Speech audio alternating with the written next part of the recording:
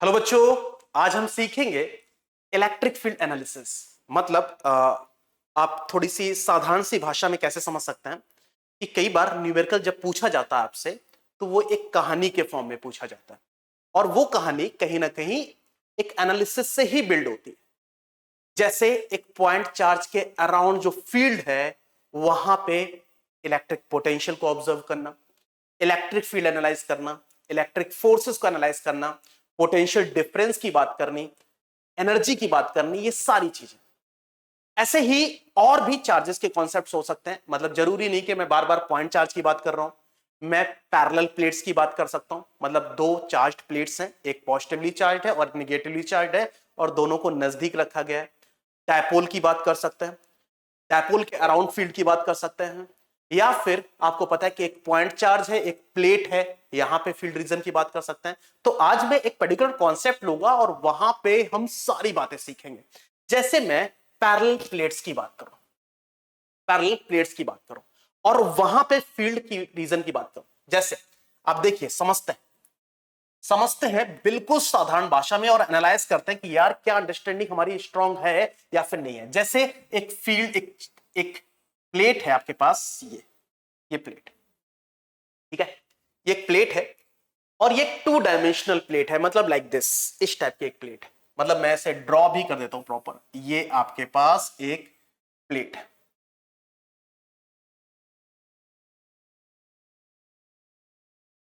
Like this, ये एक plate है और उसके नजदीक ही आपने एक दूसरी प्लेट रख दी, इस टाइप से। ये एक प्लेट रख दी, दो प्लेट है, इसे आपने चार्ज किया। चार्ज कैसे करेंगे? मान लेते हैं आपने क्या किया, इस प्लेट को बैटरी के पॉजिटिव टर्मिनल से और इस प्लेट को बैटरी के नेगेटिव टर्मिनल से कनेक्ट कर दिया। तो जब आप ऐसा करोगे, दोनों प्लेट कैसे हैं बेटा? कंडक्टिंग प्लेट है। तो पॉजिटिव, बैटरी के पॉजिटिव टर्मिनल से कनेक्ट करने पे ये प्लेट कैसी हो जाएगी? Positively charged. ये प्लेट हो जाएगी पॉजिटिवली चार्ज्ड और ये प्लेट कैसी हो जाएगी बेटा? नेगेटिवली चार्ज्ड, इस टाइप से।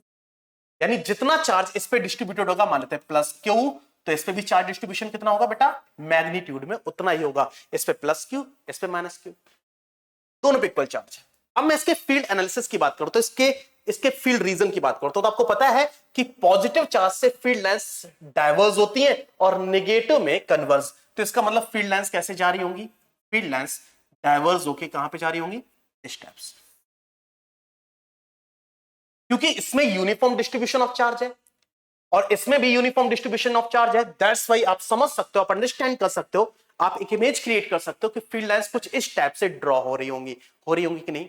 यहां से डाइवर्स होके यहां तक आ रही होंगी। यानी इसका मतलब ये हुआ कि ये एक इलेक्ट्रिक फील्ड रीजन है। क्या बेटा? Electric field region. ये एक इलेक्ट्रिक फील्ड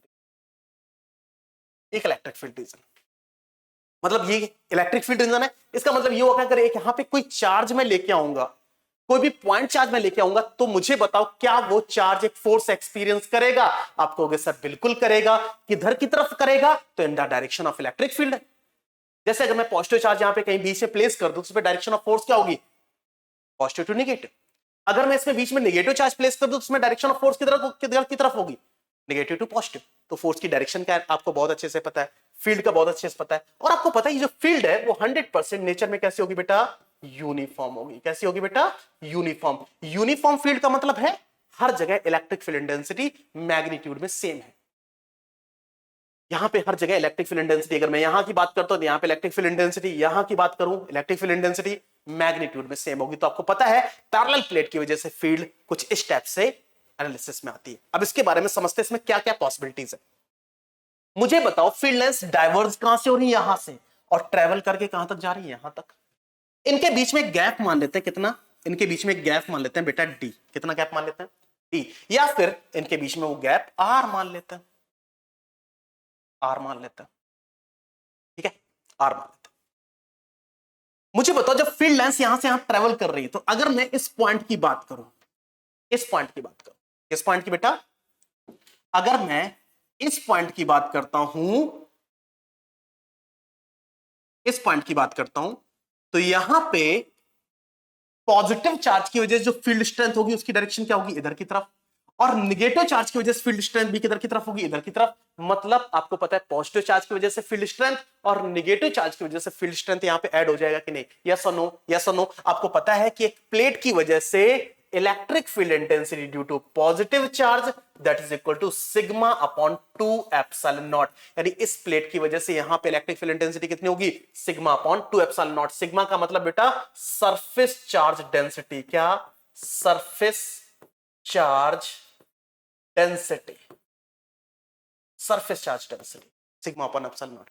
या फिर अगर प्लेट का एरिया ए है, इस पे चार्ज क्यू है, तो आपको पता है सिग्मा को आप क्यू अपॉन ए भी लिख सकते हैं। मतलब ये रिजल्ट आपके पास आ जाएगा Q upon 2 epsilon naught A electric field due to positive charge. अगर electric field due to negative charge की बात करता हूं तो आपको पता है ये रिजल्ट आएगा minus of Q upon 2 epsilon naught ए। लेकिन आपको पता है आपने डायरेक्शन पहले से डिफाइन कर दी है तो मैग्नीट्यूड ही आपके पास रिजल्ट में बनेंगे। मतलब आप इसे ऐड कर सकते हो, ई नेट, ई नेट आपके पास कितना आ जाएगा, ई नेट आ जाएगा आपके पास Q upon 2 epsilon naught A plus of Q upon 2 epsilon naught A. The answer is 2 Q upon 2 epsilon naught A, 2 से 2 कैंसिल, यानी Q upon A epsilon naught, यानी net electric field intensity between the plates is this. जो कि strength में यहां की बात करूं तब भी यही आंसर आएगा, यहां की बात करूं तब भी यही आंसर आएगा, यहां की बात करूं तब भी आंसर यही आएगा। ये एक यूनिफॉर्म फील्ड रीजन है।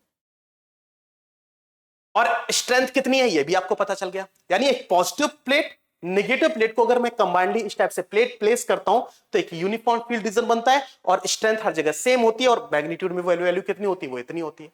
अब चलते हैं एक बात, मुझे बताओ कि अगर मैं एक test charge plus of Q naught यहां पे प्लेस कर दूं, मुझे बताओ क्या ये टेस्ट चार्ज मूव करेगा, हाँ या नहीं, मूव करेगा या सुनो। आप कहोगे सर उस पे फोर्स की डायरेक्शन ये होगी, इधर की तरफ फोर्स लगेगा। अगर फोर्स लगेगा तो 100% ये मूव करेगा, मतलब चार्ज पार्टिकल मूव कर रहा है। तो दिमाग में एक वैल्यू, एक बात डेवलप हुई, यार चार्ज मूव करता क्यों, चार्ज मूव करता क्यों है, पोटेंशियल डिफरेंस की वजह से। क्या चार्ज पोटेंशियल डिफरेंस की वजह से मूव करता है? इसका मतलब क्या यहां का पोटेंशियल और यहां का पोटेंशियल अलग अलग होगा? चेक करके देख लेते हैं। तो मुझे बताओ क्या आपको इलेक्ट्रिक फील्ड और पोटेंशियल में रिलेशन पता है? यस पता है।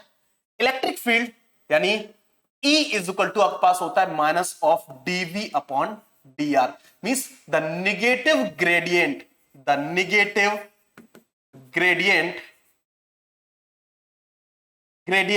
Of electric potential, electric potential, some negative gradient of electric potential is equivalent of electric field intensity। तो E इज इक्वल टू, यानी यहां से लग सकते हैं minus of dv is equal to E D R, या फिर लिख सकते हैं dv is equal to minus of E D R, लिख सकते हैं। Clear? Integrate both sides, so dv is equal to, यहां माइनस लिख देते हैं, E is equal to E D R integration 0 to r and va to vb। मुझे बताओ क्या ये result va minus of vb is equal to e into r, e की वैल्यू कितनी है q upon epsilon naught a into r। मुझे बताओ क्या पोटेंशियल डिफरेंस होगा, यस और नो, यस और नो, पोटेंशियल डिफरेंस होगा यस और नो। E की वैल्यू कितनी है कैलकुलेट कर चुके हैं हम, कितनी E की वैल्यू है q upon a epsilon not. अगर मैं पोटेंशियल डिफरेंस की बात करूं दोनों प्लेट्स के बीच में, तो एक प्लेट पे पोटेंशियल VA मान लेते हैं, दूसरे VB मान लेते हैं, तो दोनों प्लेट के बीच में पोटेंशियल डिफरेंस कितना है, इतना है। पोटेंशियल डिफरेंस कितना है, इतना है। ठीक है, इसका मतलब क्या हुआ, इसका मतलब हुआ यहां पे पोटेंशियल कितना VA और यहां पे पोटेंशियल कितना है VB, VA माइनस VB। यानी जैसे जैसे आप आगे की तरफ बढ़ रहे हो, जैसे जैसे आप आगे की तरफ बढ़ रहे हो, आप यहां पे थे, इस पॉइंट पे थे, तो पोटेंशियल डिफरेंस की वैल्यू कम थी बिकॉज ऑफ पोटेंशियल डिफरेंस का जो फॉर्मूला है वो Q upon A epsilon not R है। मतलब आपको पता है ये गैप कम है, ये वाला डिस्टेंस मान लेते हैं R1 है, फिर आपको पता है यहां से यहां पे बात करेंगे वो R2 है, यहां से यहां तक की बात करेंगे वो R3 है।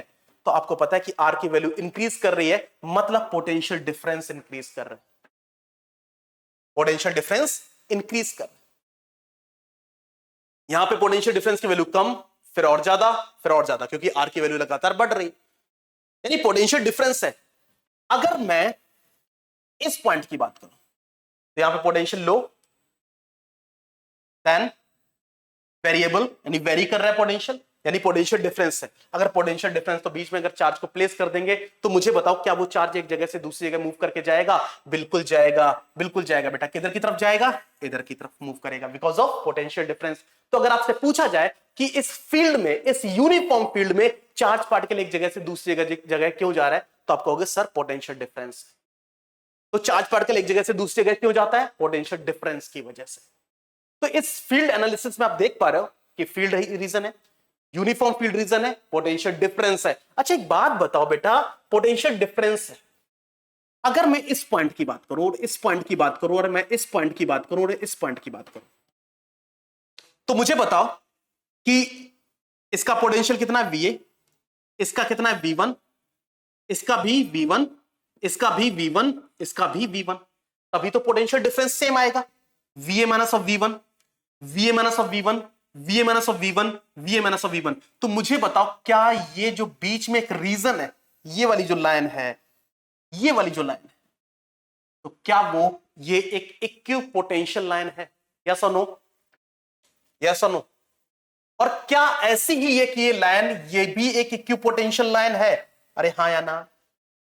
ये भी एक इक्विपोटेंशियल लाइन है, मतलब ये भी एक इक्विपोटेंशियल लाइन है। मतलब क्या चार्ज पार्टिकल यहां से यहां मूव करेगा? नेवर, क्योंकि आपको पता है चार्ज पार्टिकल हमेशा पोटेंशियल डिफरेंस पर मूव करता है। इसका मतलब चार्ज पार्टिकल कभी ऐसे मूव नहीं कर सकता। चार्ज पार्टिकल किधर की तरफ मूव करेगा? इधर की तरफ मूव करेगा। यानी चार्ज पार्टिकल कहां से कहां जाएगा? इधर से इधर की तरफ जाएगा। तो ये आपके पास क्या है? एक इक्विपोटेंशियल रीजन। तो यूनिफॉर्म फील्ड रिप्रेजेंटेशन में ये आपके पास यूनिफॉर्म फील्ड डिमॉन्स्ट्रेशन था इस टाइप से। ये वाला जो रीजन है, यहां पे पोटेंशियल VA, यहां पे पोटेंशियल VB। आपको पता है यहां से यहां तक का पोटेंशियल डिफरेंस, यहां से यहां तक का पोटेंशियल डिफरेंस, यहां से यहां तक का पोटेंशियल डिफरेंस सेम होना चाहिए। तो अगर मैं यहां की बात करूं तो यहां पे पोटेंशियल आप V1 ले सकते हैं, V1 ले सकते हैं, V1 ले सकते हैं, V1 ले सकते हैं। तो मुझे बताओ क्या आपके पास ये एक इक्विपोटेंशियल रीजन डेवलप होगा? फिर उसके बाद आपको पता है यहां का पोटेंशियल, अगर आपने V2 लिया, यहां का पोटेंशियल V2 लिया, यहां का पोटेंशियल V2 लिया, यहां का पोटेंशियल, तो आप मुझे बताओ क्या फिर से आपके पास ये एक इक्विपोटेंशियल रीजन डेवलप होगा? अरे हाँ या ना? फिर आपको पता है ये एक पोटेंशियल V3 ले लेते हैं, V3 ले लेते हैं, V3 ले लेते हैं। तो मुझे बताओ क्या आपको पता है ये एक इक्विपोटेंशियल रीजन डेवलप होगा? इक्विपोटेंशियल रीजन का मतलब जहां पे हर जगह पोटेंशियल सेम। तो आपको पता है चार्ज पार्टिकल कभी भी इक्विपोटेंशियल रीजन में मूव नहीं करता। हमेशा चार्ज पार्टिकल कहां से मूव करता है? Higher potential to lower potential. तो आपको पता है VA at higher potential, VB and lower potential. तो अगर पॉजिटिव चार्ज प्लेस करेंगे तो चार्ज पार्टिकल के मूव करने की डायरेक्शन कौन सी होगी? ये। कभी भी इस डायरेक्शन में चार्ज पार्टिकल मूव नहीं करेगा। तो अगर एक चार्ज पार्टिकल यहां से लेके यहां मूव करके आता है तो आपको पता है वो चार्ज पार्टिकल इलेक्ट्रोस्टैटिक फील्ड की वजह से तो मूव नहीं कर रहा है। अगर इलेक्ट्रोस्टैटिक फील्ड की वजह से मूव नहीं कर रहा तो इलेक्ट्रोस्टैटिक फील्ड की वजह से किया गया वर्क डन। मतलब अगर एक चार्ज पार्टिकल यहां से A से लेके B तक जाता है तो आपको पता है यहां पे इलेक्ट्रोस्टैटिक फोर्स द्वारा कोई वर्क डन नहीं है। That's why there is no work is to be done by the electric field to move from this position to this position. लेकिन चार्ज पार्टिकल अगर यहां से यहां मूव करता है तो there is the work done takes place due to electric field ना। How much work is to be done by? तो आपको पता है potential difference that is VA minus of V1 और V1 माइनस ऑफ V2 और V2 minus of V3 और V3 minus of VB that should be W upon Q not, equivalent of. यानी charge particle जब एक जगह से दूसरी जगह जाएगा तो वर्क डन होगा ही होगा। तो अगर आपसे पूछा जाए कि एक इलेक्ट्रिक फील्ड में एक चार्ज एक जगह से दूसरी जगह क्यों जाता है, तो बेटा आप आंसर देंगे पोटेंशियल डिफरेंस की वजह से। आपको अगर सर इलेक्ट्रिक फील्ड तो इधर की तरफ भी है, मतलब इलेक्ट्रिक फील्ड यहां पे भी है, यहां पे चार्ज पार्टिकल यहां क्यों नहीं मूव कर रहा है? क्योंकि इलेक्ट्रिक पोटेंशियल डिफरेंस कितना है? 0। तो अगर आपसे पूछा जाए कि क्या चार्ज पार्टिकल फील्ड स्ट्रेंथ की वजह से मूव करता है, क्या फील्ड में लगने वजह से, फोर्स की वजह से मूव करता है? आपको अगर नहीं, आपको अगर सर पोटेंशियल डिफरेंस है तभी वो चार्ज पार्टिकल एक जगह से दूसरी जगह जाएगा। यहां से यहां पे पोटेंशियल डिफरेंस नहीं है, दैट्स व्हाई चार्ज पार्टिकल यहां से यहां मूव नहीं करेगा। ये बेटा है फील्ड एनालिसिस, किसकी? पैरेलल प्लेट्स की। अब इसी से कहानी बिल्ड की जाती है और उसी कहानी से आपसे क्वेश्चन पूछे जाते हैं। तो अगर आपको कहानी बिल्ड करनी आगे, एक एनालिसिस से कंप्लीट एनालिसिस आ गई, तो आपको पता है क्वेश्चन भी आपसे यही पूछे जाएंगे। मान लेते हैं अब क्वेश्चन पूछा गया, क्वेश्चन कैसे पूछा जाएगा? क्वेश्चन पूछा गया कि ये एक फील्ड है, ये एक फील्ड है और एक चार्ज पार्टिकल यहां पे प्लेस था और फिर वो ए पोजीशन से बी पोजीशन पे गया, बी से वो सी तक गया, सी से वो डी पे आया और डी से वो ई पे आया, यानी ए से बी, बी से सी, सी से डी, डी से ई, इस पोजीशन पे। मतलब चार्ज पार्टिकल मूव करने की प्रोसेस क्या थी? वो इधर से इधर, फिर इधर से इधर, फिर इधर से इधर, फिर इधर से इधर। ठीक है, इस टाइप से मूव किया। ये जो गैप था, ये जो गैप था, वो गैप था बेटा 2 मीटर का। कितना था? 2 मीटर का। क्लियर? 2 मीटर का। इलेक्ट्रिक फील्ड स्ट्रेंथ कितनी थी? E is equal to 2 volt पर मीटर। 2 वोल्ट पर मीटर। जो चार्ज मूव कर रहा है उसकी स्ट्रेंथ थी दैट इज 1 कूलम, यानी एक कूलम चार्ज यहां से यहां, यहां से यहां, यहां से यहां गया। बस how much work is to be done to move charge particle from this position to this position? तो आपको ध्यान में रखना होगा, यहां से लेके यहां तक किया गया वर्क डन 0, क्योंकि आपको पता है जितना पोटेंशियल यहां पे होगा उतना ही पोटेंशियल यहां होगा। तो आपको पता है पोटेंशियल डिफरेंस नहीं है, that's why electrostatic work done कितना हो गया? इलेक्ट्रोस्टैटिक वर्क डन यहां से यहां 0 हो गया। लेकिन जब चार्ज पार्टिकल यहां से यहां मूव किया तो आपको पता है पहले पोटेंशियल यहां की बात कर रहे हैं और अब पोटेंशियल यहां की, तो एग्जैक्टली वो मूव कहां से कहां गया? पोजिशनल चेंजेस ये वाले आए। तो आपने सिंपल यहां से यहां तक का वर्क डन कैलकुलेट करना पड़ेगा। फिर चार्ज पार्टिकल यहां से यहां आया, यहां से यहां तक आने का मतलब एक्चुअली चार्ज पार्टिकल यहां से यहां मूव किया। तो आपको पता है, मुझे बताओ क्या मुझे डायरेक्ट यहां से यहां तक का वर्क डन कैलकुलेट कर लेना चाहिए? वर्क डन आपको बहुत अच्छे से पता है, वर्क डन का फॉर्मूला क्या होता है? वर्क डन इक्वल टू होता है फोर्स इनटू डिस्प्लेसमेंट। फोर्स आपके पास कितना है? That is QE into displacement कितना है? D। Q कितना है? Q की वैल्यू 1 कूलम है, E की वैल्यू 2 है, D कितना है? 2। इसका मतलब आपके पास आ जाएगा 4 जूल। यहां पे आपके पास वर्क डन कितना आ जाएगा? 4 जूल आ जाएगा। क्लियर? तो अगर एक फील्ड एनालिसिस आपके पास है तो इस टाइप के क्वेश्चंस को हैंडल करने में आपको बिल्कुल भी मुश्किल होने वाले नहीं है। तो यार सेशन में हम छोटी छोटी ऐसी ही बातें लेते रहेंगे। और अगर आप चैनल पर नए हैं तो चैनल को सब्सक्राइब कीजिए, वीडियो अगर आपको पसंद आए तो लाइक कीजिए और अपने दोस्तों में से फैलाइए। Thank you so much.